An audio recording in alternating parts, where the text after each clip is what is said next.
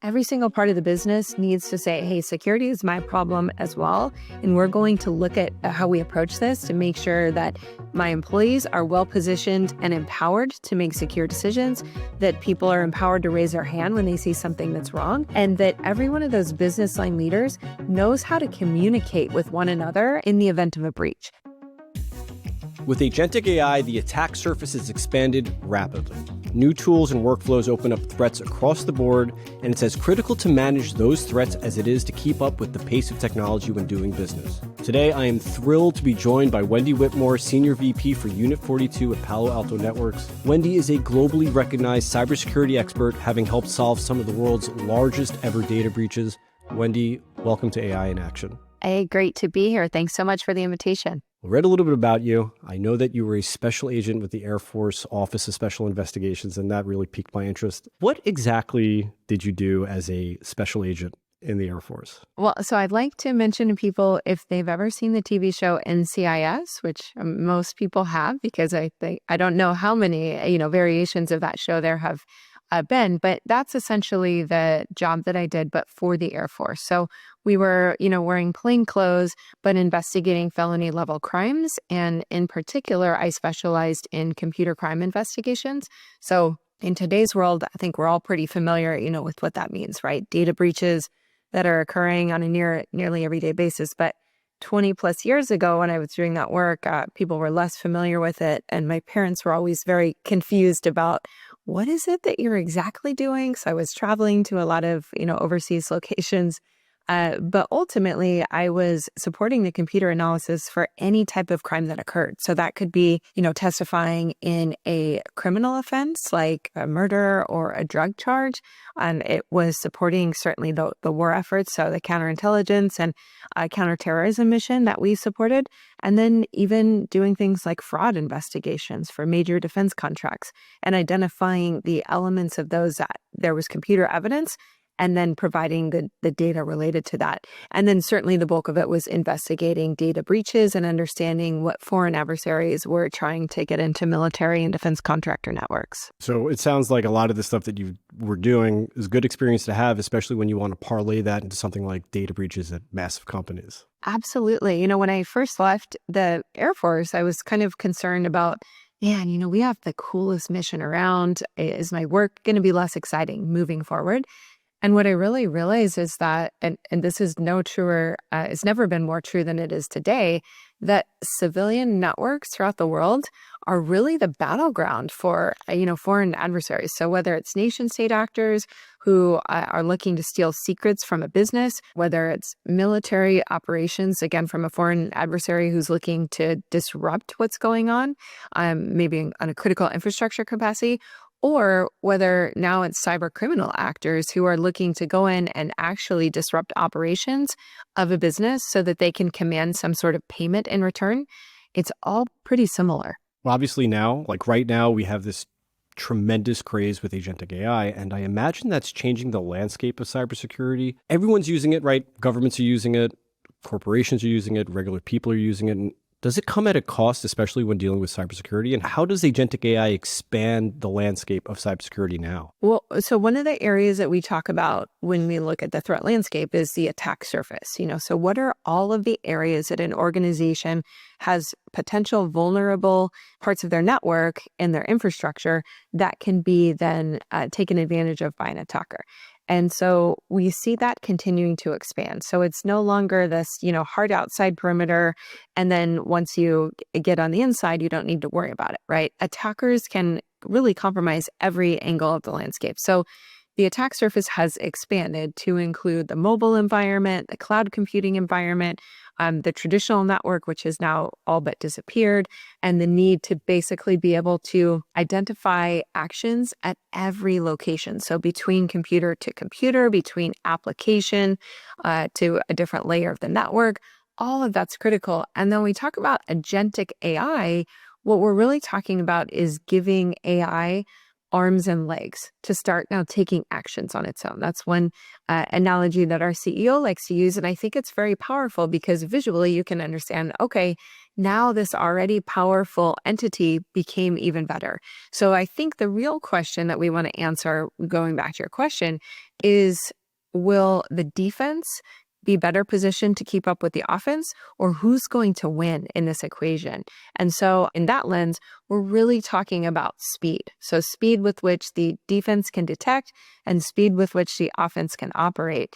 And when you look at mapping that to agentic AI, now the conversation becomes how quickly can attackers take this new technology and use it to build entirely new capabilities. So the patterns that we've seen over the past few years, for example, we've seen attackers on the cyber criminal side, for example, become really efficient at having different work streams. So they've got teams of people who are conducting and leveraging the communications infrastructure, people who are building the malware, people who are writing the actual communications that might occur in a negotiation. And now you can look at agentic AI being able to take over those work streams and then centrally coordinate them in a manner that is not only extremely fast and rapid, but probably a more efficient integration, right, of those technologies. And so then the question becomes, okay, how do we then leverage agentic AI to conduct the defensive operations that are going to be needed to position organizations to be effective?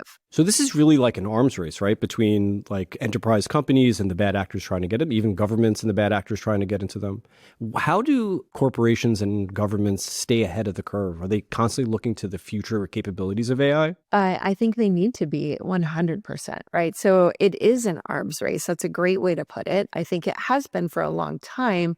But the challenge that we see now is the speed, right, with which these operations are occurring and the speed with which detection needs to occur in order to defeat and ultimately, defend against these attacks and then respond in real time.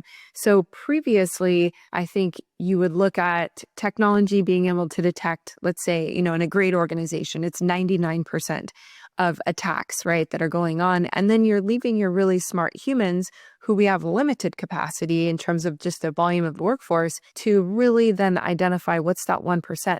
Now we really need to be able to do that at much greater sophistication, at much greater speed, because that 1% is going to become even more complex given the technologies that attackers can leverage to help them aid in that effort. Is there any way that you see going forward that there's a potential for bad actors to manipulate the AI, the agents that you have within your corporation or within your government, some way you've heard of prompt injection for people being able to do it on ChatGPT. I imagine that there are vulnerabilities in these corporations, these governments that they have to take into account. There's no doubt that that's a concern that everyone, I think, is worried about. And I think that you've already seen, attackers leveraging AI in many capacities, right? When we look at our investigations today, a lot of times it's related to their ability to craft communications. So the social and human engineering aspects becoming so much more capable and sophisticated. Language barriers are virtually removed at this point, right? And that used to be an area where the human mind could say, hey, something feels off or a bit funny about this communication, and I'm going to investigate it a little bit further before I either do what they're asking me to do or take some action that might make my company vulnerable.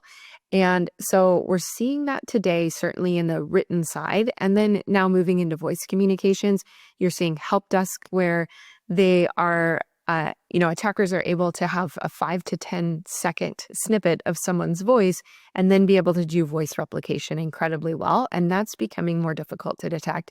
And then certainly moving into the video capabilities and getting into deepfake territory, the ability to verify, is it actually Wendy who's talking to you?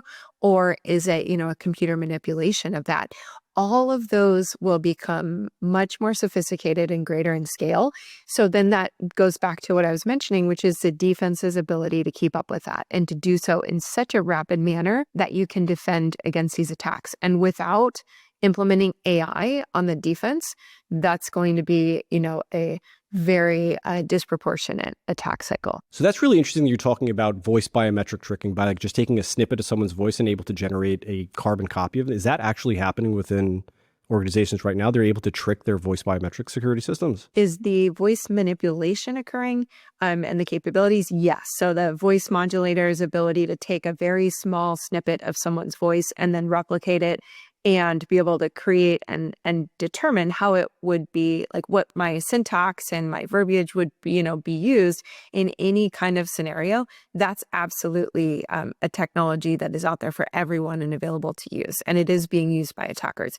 Is it being used to, I wouldn't say to evade voice biometrics in the sense of like a rapid, if you could envision like a Mission Impossible movie and, going through a system very quickly to navigate through a bank. We haven't seen that in practice, but we have absolutely seen it used in the lens of, I'm a help desk employee and I need to get a voice verification to verify identity, authentication, or maybe I need to then call a supervisor to make sure that, hey, this is legitimate. So the ability to use voice manipulation in those scenarios is something we are seeing today. And you said something really interesting before about not just deepfakes, but you're seeing these foundation models able to generate very, very scarily accurate videos, right? And so there's going to become a point where it's going to be very hard to decipher whether or not, like, for example, I'm having a conversation with Wendy Whitmore, or I'm having a conversation with somebody who is generating your video on the fly with the voice modulator. I am assuming that this is something that's very on the top of everyone's mind moving forward. What do you think the process will be of actually identifying authentic video in the future? That's a great question. I think there are probably a lot of people who specialize in that. So I don't consider myself an expert in the video manipulation by any means, but I think what it really points to then, there's going to be specific ways we can validate that or not. And I think it's going to become harder and harder for humans alone to be able to do that successfully. But I think then that points back to the scale of the complexity of the problems and how defense needs to be happening at every decision point. So, trusting one video communication, I think the real question is, what's the objective of that video communication? If it's for authentication of an identity, then oftentimes that relates to attackers trying to get access to my identity, for example, because they want to be able to get access to some sort of sensitive data that I have. So now we need to make sure all of the next steps are even more secure, and the transactions that are occurring in terms of the data being checked in, checked out, viewed, whatever that activity may be, there has to be verification at every single one of those steps, and just the ability to validate, is that legitimate behavior or is it not? So the cost of a data breach report said that a data breach cost almost $5 million last year. Obviously, no one wants to get breached or have their data stolen, but with a cost that high, is strong cybersecurity actually becoming a competitive advantage for these enterprises? I think it 100% is, right?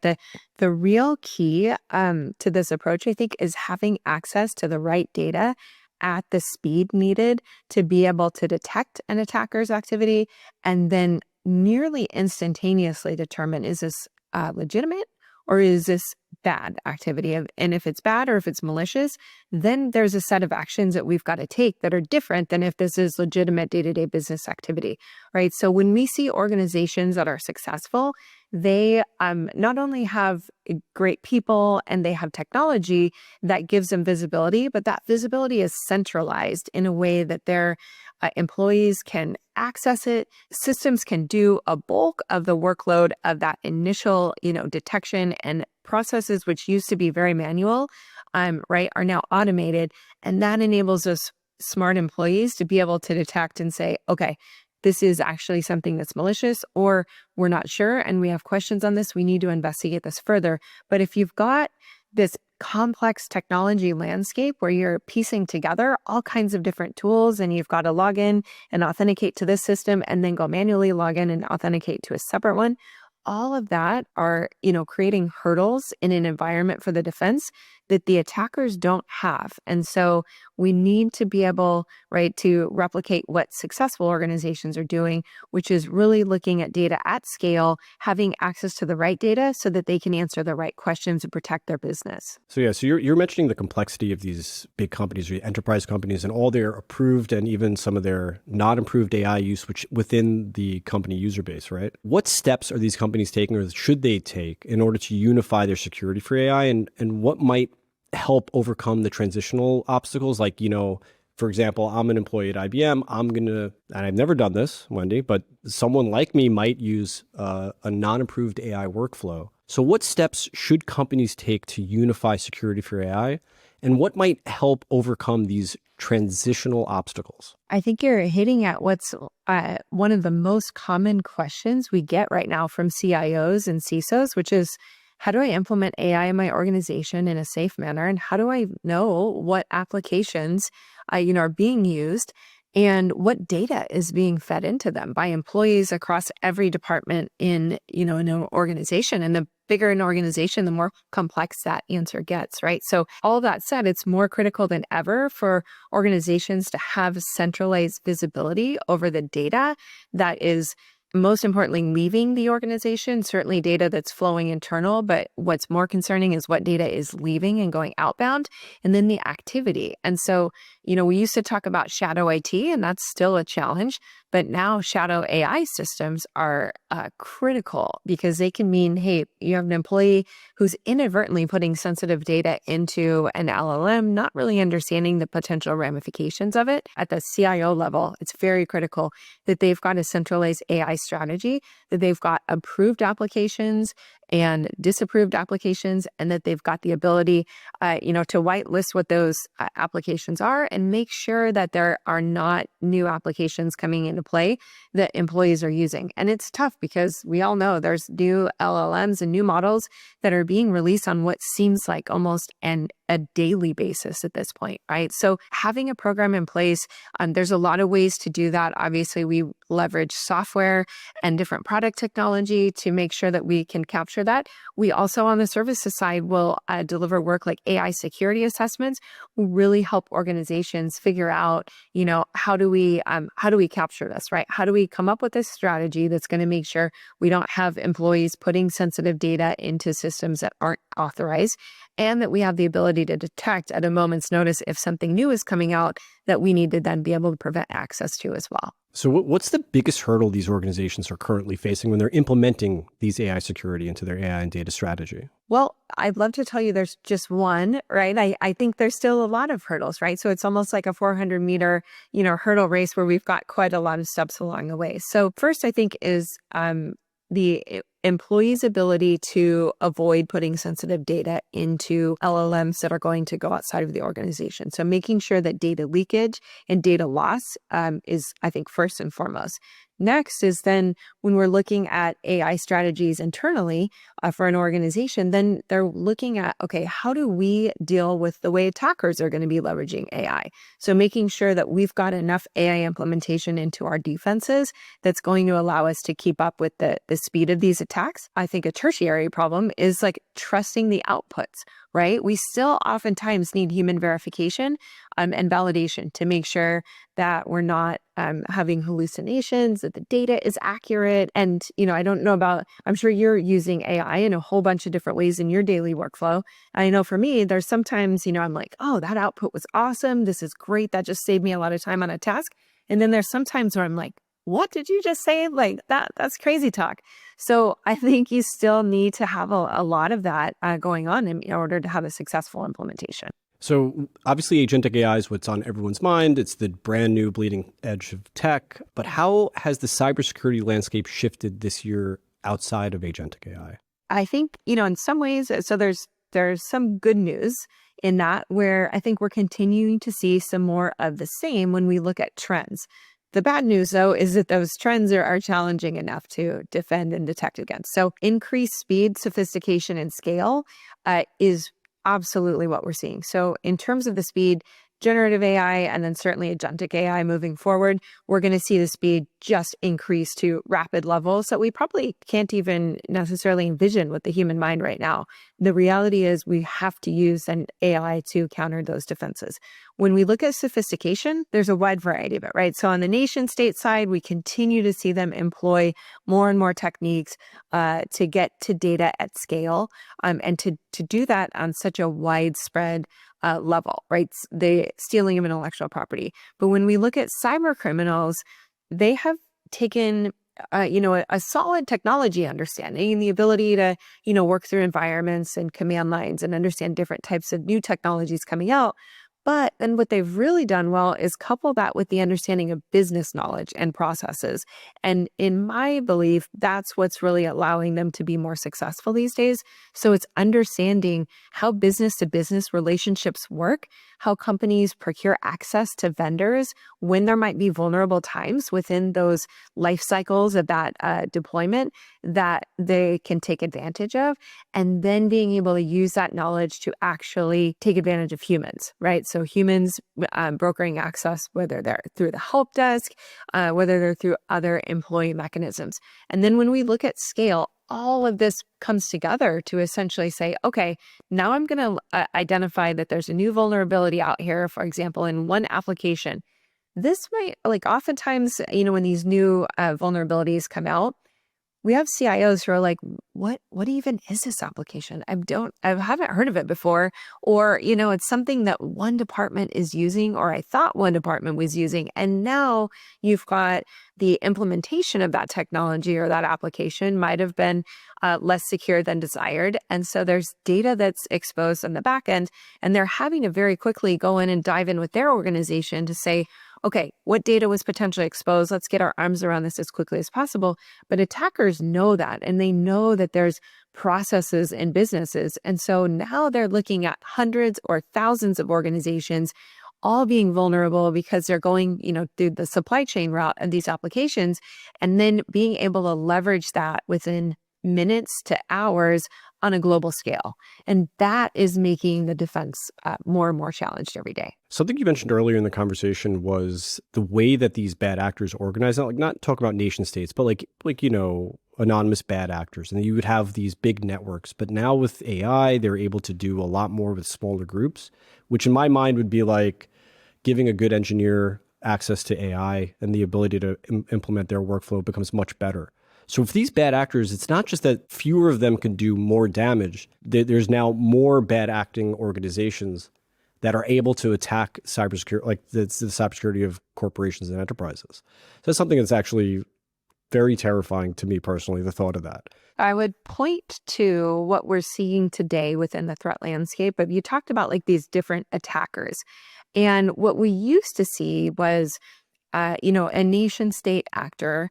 And if we look at, some of the big ones, they may have like 30 to 40 to these days, 100 different groups and organizations, right? You may have military functions, you may have Ministry of Security functions, and they typically have all been, hey, this team has this objective and this other team has a totally different objective. And those were separate from what cyber criminals were doing, to your point of the dynamic nature of teams. And you had cyber criminals, and there was, we started off with let's say 10 groups, and then it continues to explode and explode. And to this point, to your point today, there may be thousands of these cyber criminal groups who are acting. What I'm getting at, though, is that now those organizations, they don't all have to be like they can still operate, and many still do, obviously, very separately. But what they have the benefit of is leveraging one another's technologies. And so you may have a nation state group as a military group who says, hey, you know what? I just saw this cyber criminal group from a totally separate country, for example, use this cool technique, and we can embed that technique into the work we're doing. And so now you look at like, okay, not only are their capabilities just continuing to grow in sophistication on a daily basis, but it's harder for the defense sometimes to really understand and attribute who is conducting these attacks and what's the motivation. Because when you get to the flow, if you will, of these conversations, yes, it's important from a technology perspective to understand exactly what happened. But to a business leader, if I'm talking to a CEO, I need to explain to them the why. And that means that here's whether if it was data that was stolen, here's who it's in the hands of, and here's what their likely motivation is. Sometimes if that's a nation state, you're not worried that they're going to expose it to the masses, but they may be leveraging that to do analysis of the data and build a technology that you've got to worry in 2 years or 5 years, that could be putting your business out of business.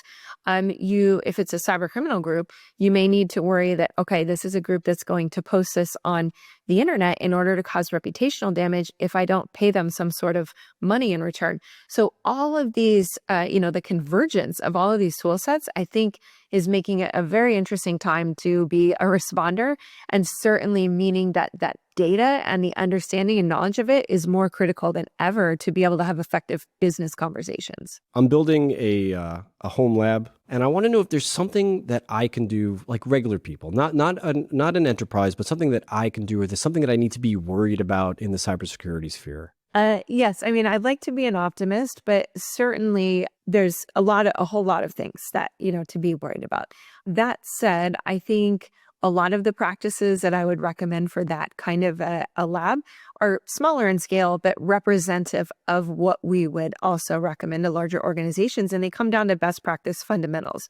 So, first and foremost would be like secure access and authentication at every layer, right? So certainly at the perimeter, but I'm going to say that in finger quotes because I think the perimeter is pretty hard to define now. So it's going to become like every application you're leveraging, every device that has access to your lab, making sure that you can see whether the connections between each of those and the activity that each of those systems, applications, services are doing is legitimate. So it's kind of like creating your own, miniature zero trust environment. And that's, everything from the outside in, and then really looking at those internal connections. Okay. So for the larger audience, what one piece of advice would you give to them? What do they need to go do today? It's not just about having a technology. It's not just about having, great people on the security team. It's really about having a culture at every organization, and whether that's you and your wife on your home lab, or whether that's at, IBM and Arvind having the culture where he expects every single one of his business line leaders to take security as one of their, number one priorities, right? He's not just expecting the CISO to be secure, right? From legal to operations to finance to HR. Every single part of the business needs to say, hey, security is my problem as well. And we're going to look at how we approach this to make sure that my employees are well positioned and empowered to make secure decisions, that people are empowered to raise their hand when they see something that's wrong, and that every one of those business line leaders knows how to communicate with one another in terms of understanding their roles and responsibilities in the event of a breach. So the more practicing and testing that we can do of those type of scenarios and situations, the better off and more secure organizations are going to be. Wendy, this has been fantastic. Thank you for sharing everything you've shared. And hopefully, honestly, everyone could be a little bit more secure moving forward.